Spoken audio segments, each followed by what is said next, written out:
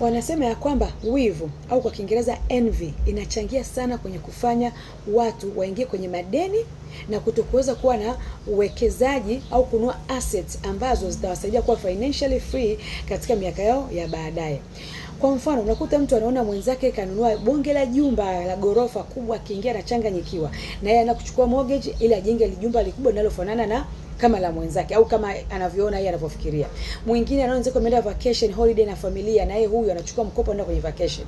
Mwingine mtoto ameupgrade, amepeleka mtoto kwenye shule kubwa nzuri, na anaamua kumhamisha mtoto kwenye shule hii kwenda kwenye shule hii kwa sababu tu anaona mwenzake wanaenda kwenye shule za aina fulani.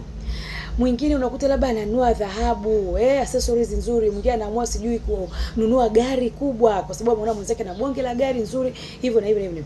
My dear, ukitaka kuwa na status symbols, yani hivi vitu vinavyoonyesha utajiri, lakini source yako ya income labda ni hiyo biashara yako moja tu au ni mshahara wako huo mmoja, ukishaanza kununua hizi status symbols zozitaja hapa, magari, nyumba, dhahabu, kwenda vacation, kusomesha watoto shule expensive, baada ya hapo unaingia kwenye chain na kwenye bondage ya kudumu ya madeni, na itakuwa ni ngumu sana wewe kuwa na uwekezaji.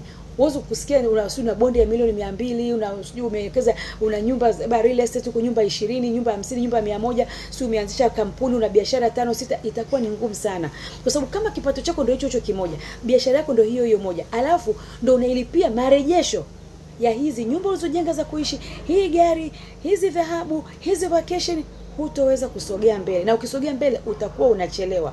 Labda utumie sasa kona nyingine illegal za kupata hizo pesa.